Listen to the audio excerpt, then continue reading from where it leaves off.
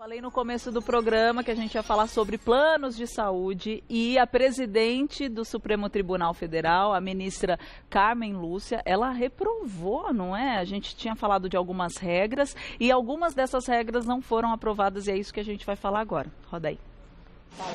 A presidente do Supremo Tribunal Federal, ministra Carmen Lúcia, suspendeu as regras de coparticipação em franquias de planos de saúde que a Agência Nacional de Saúde Suplementar, a ANS, publicou há menos de 20 dias. A decisão da ministra foi tomada durante o plantão do Judiciário, em resposta a um pedido da Ordem dos Advogados do Brasil. Em pouco mais de 10 anos, o número de planos de saúde que dividem com o cliente parte das despesas por atendimentos passou de mais de 8 milhões em 2007 para mais de 24 milhões em 2018.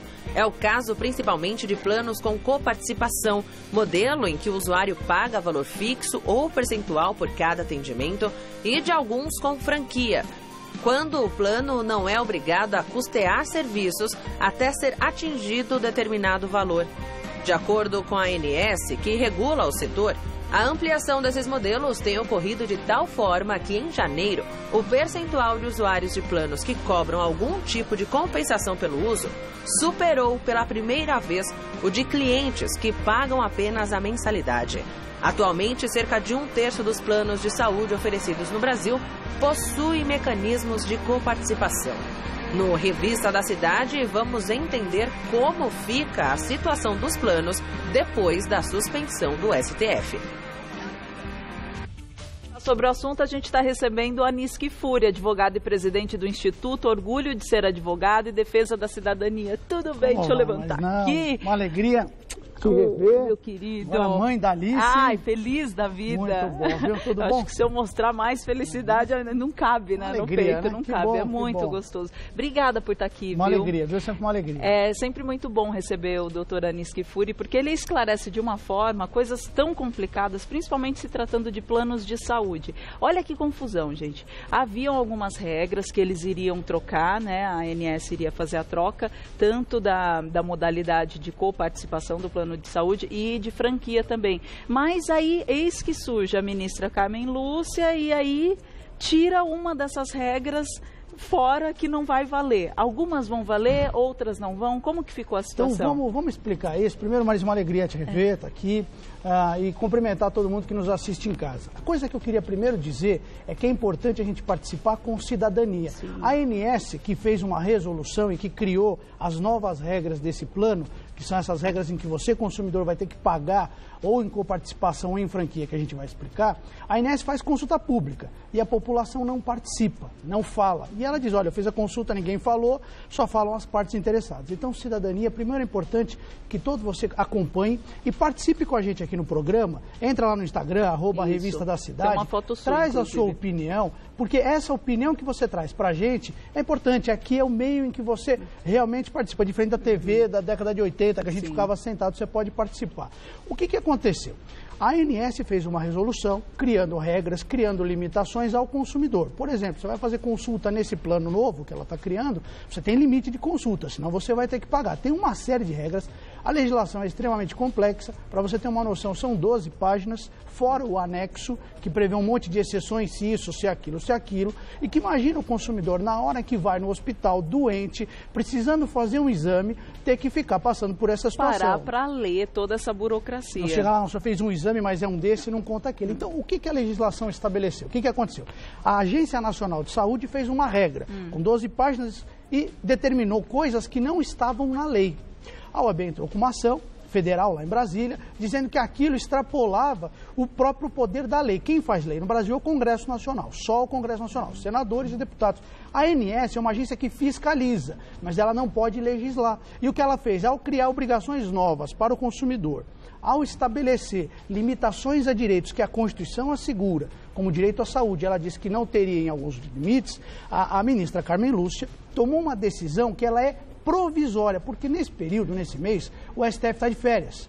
Então, nesse momento, o regimento do STF diz que quem julga os casos emergenciais, como relator, Marizinha, é a presidência, o presidente do tribunal. A Carmen Lúcia era a presidente, julgou o caso, que aliás hoje ela é presidente da República, porque o presidente viajou, ela assumiu, Então, ela assinou uma medida ainda de forma liminar, temporária, provisória, que depois vai ser julgada novamente pelo STF. Mas foi um caso isolado ou foram todas as regras que a gente tinha estudado para fazer a pauta e teve essa atualização e a gente mudou tudo? Nós tínhamos preparado. E, na verdade, acho que foi uma decisão muito sábia da ministra, que realmente coloca aí um problema grave no Brasil, que é a saúde.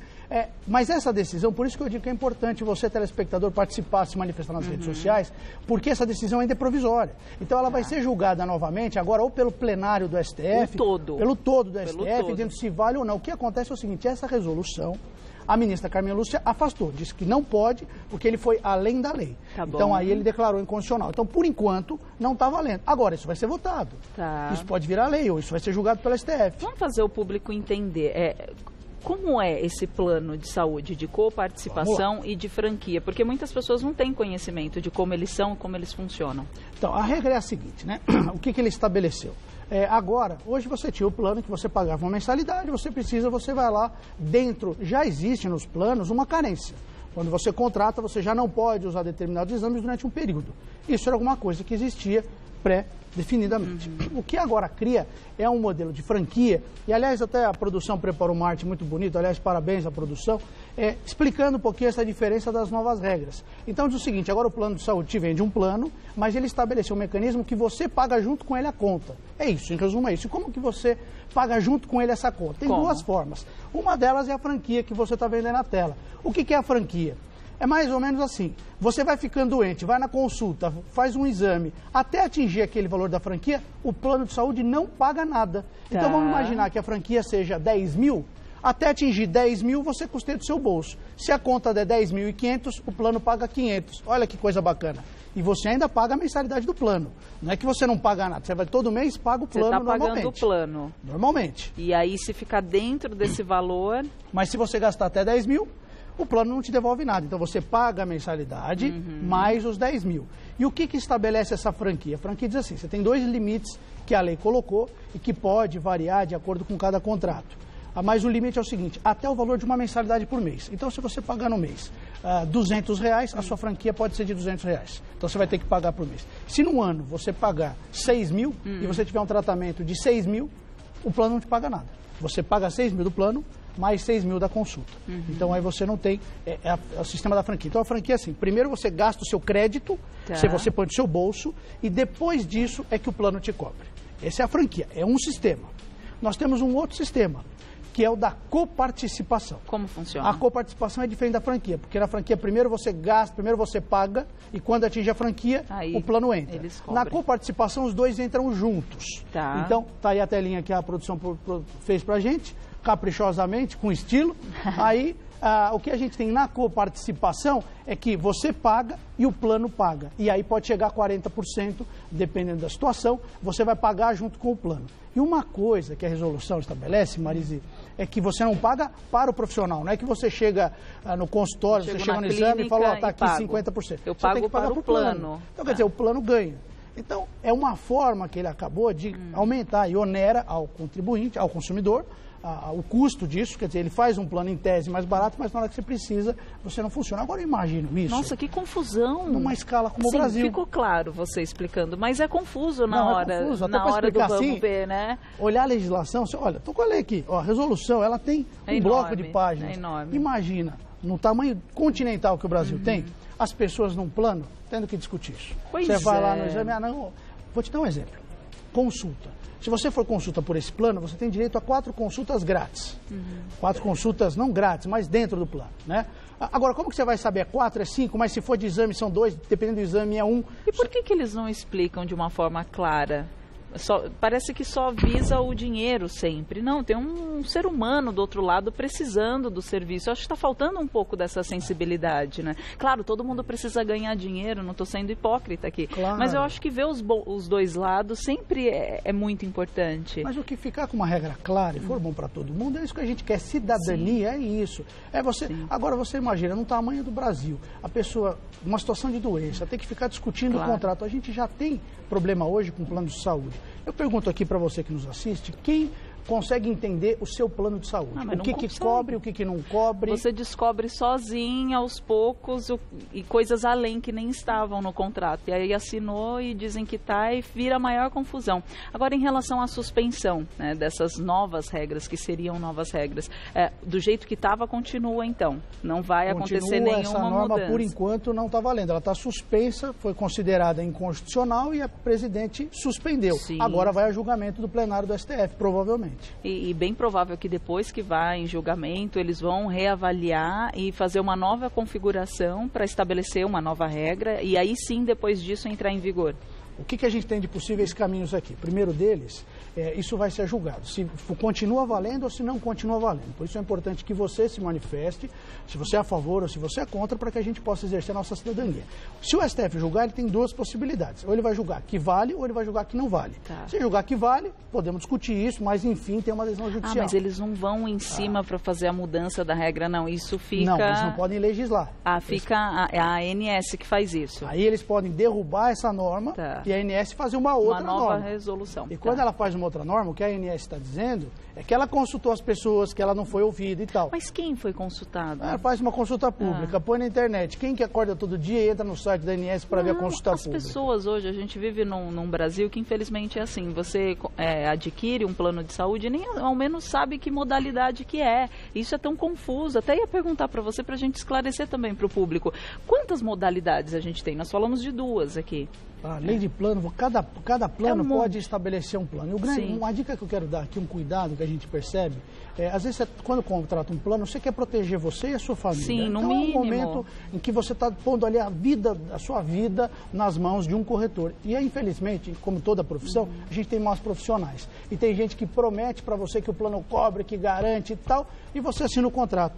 E aí, no momento que você precisa, descobre que não. Então, a minha dica é, confira, quando te fazer qualquer plano, lê o contrato. Eu sei que a cláusula é pequena, leia ou consulta o seu advogado de confiança, mas leia o contrato, né? Acho que vale a pena você gastar um tempinho à sua vida. Além disso, consulta esse plano na ANS, né? Porque todos os planos têm que ser registrados na ANS, então você não tem plano fantasma, tem que estar registrado. E tenta buscar referência de alguém que já tem esse plano, que já utiliza. E acaba sendo uma forma de você entrar em furada, né? Porque senão você acaba refém justamente no momento em que você está mais fragilizado. Tem até uma perguntinha aqui para você. Ó, é a Marília. Uma dúvida. Estou em carência ainda no meu plano de saúde, mas machuquei meu joelho descendo uma escada. Tive que pagar ressonância e agora soube que terei de pagar fisioterapia. Isso está certo? Pode. No contrato que ela faz, a legislação estabelece, de acordo com o plano, algumas carências, com exceção, lógico, para o caso de urgência e emergência, que a carência é muito reduzida ou imediata, aí sim você pode utilizar. Nos casos de exames mais complexos, a legislação permite, e aí não há inconstitucionalidade, porque a lei prevê. O que aconteceu nesse caso é que a ANS previu, não a lei. Então foi contrário, não tem lei que prevê. Neste caso tem uma lei que permite essa carência. Então vai depender da legislação, do seu tipo de exame e do contrato que você assinou. Lê as cláusulas do contrato, tem isso. Que dependendo, ela pode até fazer uma requisição, porque aconteceu, enfim, aí pode ser que ela pedir, consiga. Não, é lógico, ela pode tentar avaliar. Não custa pedir. E às vezes as pessoas fazem aquela migração de carência. Então, dizem, Sim. olha, você quer vir para o meu plano, eu cubro a carência. Se for o caso dela, isso pode ser aplicado. Também é se for o válido. caso, ela tinha um outro plano, migrou e o outro plano reconheceu o período dela. Ai, que confusão. A gente fala, tenta esclarecer e continua bagunçado, né? Tem mais uma perguntinha para você, da Laura. Vamos ver. Ó, quando há mudanças, um plano antigo é obrigado a se adaptar às novas regras? Obrigada pela pergunta, Laura. Laura, um beijo. Então, vamos lá. A regra é a seguinte, né? Eu não vou falar a regra é clara porque acabou a Copa. O que eu quero dizer é o seguinte, existe uma regra no direito que a gente diz o seguinte, o contrato faz lei entre as partes. Então, me dá a mão aqui. A hora que eu faço um contrato com você, isso aqui está selado. Selou. Selado, fica valendo. Contrato por isso que é verbal. importante ler o contrato antes de assinar. Todo mundo faz o contrato de qualquer jeito e depois vai ler. Então, fez o contrato, vale. Se você fez o contrato pela regra antiga, portanto, fica valendo a regra antiga. Você é obrigado a se adaptar? Não. Você pode mudar? Pode, se você quiser e se o plano quiser. O que acontece é que muitas vezes a nova lei é mais vantajosa para a empresa e eles forçam para você migrar o plano. E muitas vezes dizem que te dão uma vantagem. Então, cuidado, quando a oferta é muito, o santo desconfia. Ditado popular sempre é bom a gente ouvir, tem uma lógica. Parece que essa questão dos planos de saúde se tornou algo muito mais mercadológico do que você pensar em cuidar de si mesmo. Infelizmente foi para esse lado, né? E você sabe o que é mais triste da gente pensar? É que saúde é obrigação do Estado. E quando você contrata um plano, olha que interessante para você refletir em casa. Você não usa o serviço público, então, portanto, você está deixando de dar um gasto ao poder público do dinheiro do imposto que você pagou. Ao mesmo tempo, você está pagando um plano, então você já está tendo menos gasto. E o plano de saúde, você paga o imposto. Então, veja, quando você paga o plano paga o imposto e o Estado não te dá saúde. Então, o Estado ganha duas vezes. Ele não gasta e você ganha, paga duas vezes. E você paga duas vezes. E fica essa briga. Aí ele diz o seguinte, a população perdeu o poder de compra, por isso que eles estão baixando o plano. Então é sinal de que o Estado precisa dar mais saúde, porque as pessoas não têm condição de ter o plano. Claro que não tem. E não dá um plano meia boca. Não, um super plano, a gente precisa. Saúde é o mínimo, né? Está garantido na Constituição, claro. Tem mais uma perguntinha aqui, eu vou direto aqui no tablet, tá bom, Fran? Deixa eu ver, a Ananda, bom dia. Crianças ou adolescentes com deficiência têm descontos na mensalidade? E no caso de escolher o plano tipo apartamento, tem alguma prioridade em relação a essas crianças ou adolescentes com deficiência? Não. O que vai acontecer, no caso, se você tem que avaliar quando for a situação com criança ou com adolescente, você vai ter o Estatuto da Criança e Adolescente que garante alguns direitos. Por exemplo, a criança ela tem o direito de ser acompanhado pelo seu pai, pelos seus pais, num procedimento médico. Ele não pode ficar numa enfermaria longe do familiar. O familiar, assim como o idoso, muita gente desconhece. Criança e idoso têm o direito de ser acompanhado, independente do plano, porque está na legislação. Mas fora isso, vai depender muito de cada contrato e da situação específica da negociação e do plano que você contratou. Maravilha. Tem mais uma perguntinha aqui, vamos ver. Pode soltar aqui pra gente, é do Claudenício. A operadora do plano de saúde pode cobrar alguma taxa para renovação de contrato? Isso pode acontecer ou não? Não, não pode cobrar. Taxa você não tem para renovar o plano, você pode renovar, aliás, você pode mudar o plano, você pode migrar, desde que as duas partes concordem. Se o plano quer te oferecer algum plano e você concorda, pode migrar, mas você não tem taxas para isso. Tá, esses aumentos que estão acontecendo, que falam, estava no contrato, você já estava ciente, a gente tem aumentos aí de quase 35% e tem até pessoas que quando vão olhar, teve um aumento de 50%. O que acontece? Isso pode mesmo acontecer? Tem alguns tipos de plano, as pessoas não conhecem muito as regras, infelizmente o governo não interessa divulgar, infelizmente as operadoras não explicam com clareza e a coisa, graças a Deus nós temos a imprensa que faz esse papel de cidadania. O que acontece é o seguinte, você tem aquele plano individual, aquele plano que você fez, que é muito raro de encontrar, e tem o plano coletivo, aquele que você faz nas empresas. Sim. Então a legislação estabelece, resumidamente, uma coisa que chama sinistralidade. Se essas pessoas que compõem um grupo, os funcionários de uma empresa, um grupo familiar, que compõem aquele grupo, se vão muito ao médico, se utilizam muito, os custos aumentam. Então automaticamente eles chamam de taxa de sinistralidade. Como você usou mais o plano, eles fazem aquela média de custo e alguém vai pagar a conta. Então quando você está num plano de grupo, você acaba muitas vezes pagando a conta por outro. Você nunca foi no médico, mas alguém daquele grupo, ou parte daquele grupo usou bastante, a sinistralidade aumenta e a conta vem para você. Então tem que tomar cuidado e pôr na ponta do lápis aquela coisa de, vou fazer um plano e vai sair mais barato esse. Eu economizei, às vezes você muda o plano e diz, vou economizar R$50. No ano seguinte, hora que tem o reajuste, vai para sobe. Cuidado então com a gente tem que observar. Que tipo de plano que é? Tá. Ler o contrato é imprescindível. Para um minuto antes de assinar, desesperado, correndo. Olhe, não custa nada. Quer dizer, vai custar se você não ler, né? E muito. Vamos ver mais uma perguntinha da Marília. Pode soltar. Vamos dar uma olhadinha. A operadora pode solicitar que se faça uma perícia para a contratação de um novo plano? O que existe, a legislação estabelece isso, que é a limitação de cobertura para chamadas doenças pré-existentes. Na prática, o que acontece é que você faz uma declaração de que você possui ou que você não possui essas doenças pré-existentes. Mas não impede o plano de realizar uma perícia e avaliar se você tem ou não essa doença pré-existente. E aqui uma dica também interessante para você que nos assiste. Se você quiser, você mesmo pode pedir para o plano para que se faça essa perícia. Para amanhã o plano não dizer que essa doença já existia, ele vai dizer, olha, você faz a declaração. Então vem o corretor, vai lá, tem doença? Isso, não, isso, não, isso não. Você preenche e assume a responsabilidade pelo que você está preenchendo. Agora, amanhã ele vai dizer, mas você preencheu, você mentiu, eu não concordo. Então, se você quer ter mais uma garantia, diz, olha, eu inclusive formaliza, manda um e-mail, eu quero fazer a perícia para demonstrar que eu não tenho doença doença pré-existente. A gente tem que ter bastante cautela se nessas lá na horas. frente tiver problema, você diz, olha, eu não tenho doença pré-existente, está aqui, inclusive, pelo próprio médico do plano, que não tem risco. Maravilha. Agradecer muito a sua participação, doutora Anis Kfouri, advogado e presidente do Instituto Orgulho de Ser Advogado e Defesa da Cidadania. Quem quiser entrar em contato é orgulhodeseradvogado.adv.br. E o meu e-mail, se me permitir, quem quiser, eu mando a legislação, para até quem quiser estudar, é kfouri@kfouri.com.br. KFOURI. Kfouri@kfouri.com.br. Adorei. Obrigada por esclarecer. Marise, uma alegria te rever. Eu adorei. Obrigada. Anotou certo agora o telefone, né? Certinho. Obrigada, querido. Tchau, tchau.